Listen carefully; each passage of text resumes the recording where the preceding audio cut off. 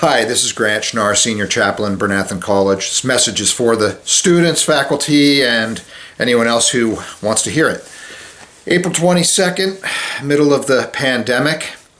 Again, seems like things might be getting a little bit better, but nobody knows how long this is going to take, and that can be very frustrating and also create fear. One of the stories in the Word that I think is very pertinent to this, I'd like to share with you today. It's a long story, so I'm only going to read part of it. Is the story of Lazarus being raised from the dead, Jesus raising Lazarus from the dead. There's only one greater miracle, and that was Jesus rising from the dead himself and becoming our God and our King. But this story is very interesting because Lazarus was brother to Mary and Martha, and all of them were followers of the Lord. And Mary and Martha knew the Lord quite well. He would go there. He would stay with them. He would eat with them.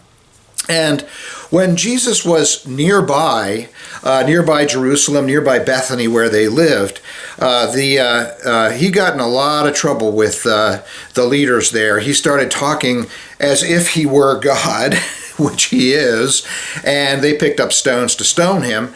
And he said, "What are you stoning me for my works that I do?" And they said, "No, we're stoning you because you say you're God."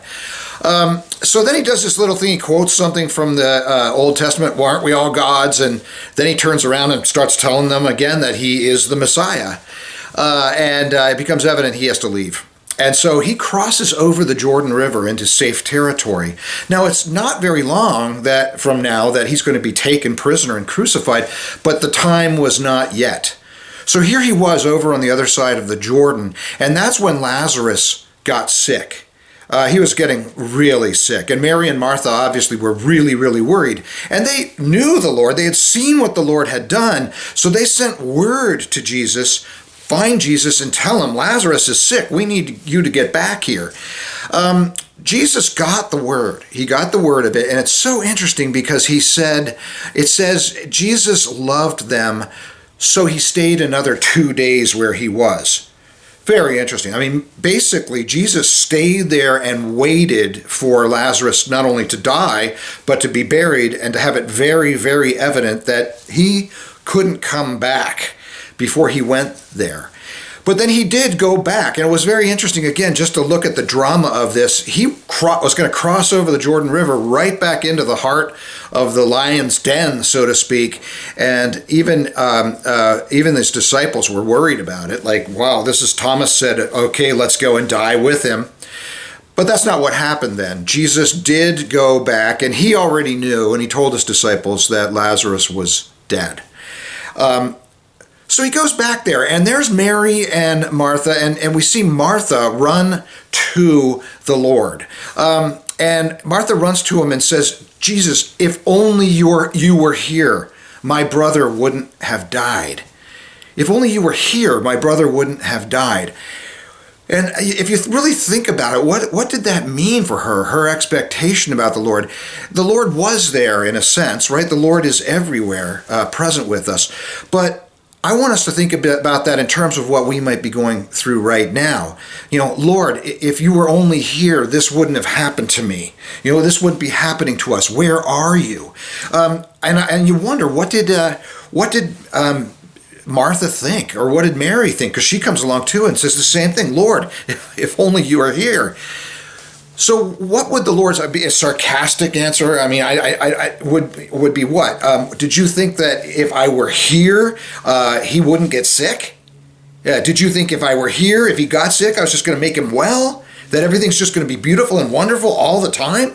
And I think maybe that's what they were thinking. We know from the word that Mary was a very optimistic, spiritual type person. If he had said to her, "What do you think it's going to be? Rainbows and unicorns all the time?" She probably would have thought, "Well, why not?" But that's not the way it was. If only you were here. If only you were here, this wouldn't have happened. And the Lord starts talking to Martha, and he says, he will rise again. He will rise. And Martha gets philosophical, still doesn't really get what the Lord is saying. And says, well, yeah, in the last days, we're told we'll all rise again. And Jesus says, no, Mary, I am the resurrection and the life. I'm going to raise him right now. Do you believe this? And this is so key, so awesome. Did I say Mary? It was Martha. Martha says to him, I believe that you are the Christ, the Son of the living God. She confessed that, like Peter had confessed it. She knew. She said right there, I know you can do anything. And then Mary comes along and she's crying, asks the same thing, and Jesus walks to the tomb. And one of the most important things, or touching things in the New Testament, is that when he saw Mary crying, and when he saw the other Jews crying, weeping and mourning for Lazarus, it says that he started crying too. It's the shortest sentence in the Bible. Jesus wept. And if you think about that, people have, scholars and stuff have debated why Jesus was crying. Was it that he looked and he saw the faithlessness of that generation? And in a sense, perhaps that was true. Oh, if only they knew. But even more than that, I just think of like a child, a little baby hears other babies crying and so caught up in the innocence and emotion may start crying themselves. And how the Lord, being love itself, seeing that, feeling that, wept with them. But there was something else going on as he told them to roll away the stone, to give hope that something could happen here. Even when Jesus waited outside of town, he knew something that they were not focused on, that they didn't know. He was looking at the eternal picture. Yes, there would be weeping. Yes, there was death. But through that death, even like in his own crucifixion, through that death would come new life. And so he did. He stood there and he looked into that sepulcher. He looked into that cave and he said, Lazarus, come forth. And it says, and the dead man walked out of that cave alive. And he said, it's just so cool. He said, unbound him, untie him and let him go. Let him go. He's alive. Now, I think the lesson there's so many lessons there. It's just amazing. But the lesson there for me is this idea, Lord, if only you were here, that this wouldn't have happened. Well, no, things do happen. But what you need to know is, what is the Lord's big picture? What is the Lord seeing? And he wants us to see it too. It doesn't make everything rainbows and unicorns, but the idea that the Lord's picture is bigger, that there is resurrection, that he is the resurrection, and that even in death, the different deaths we go through, even the death of what we expected in life, those deaths, through them, we find new life. Even through the Lord's death, he became life itself.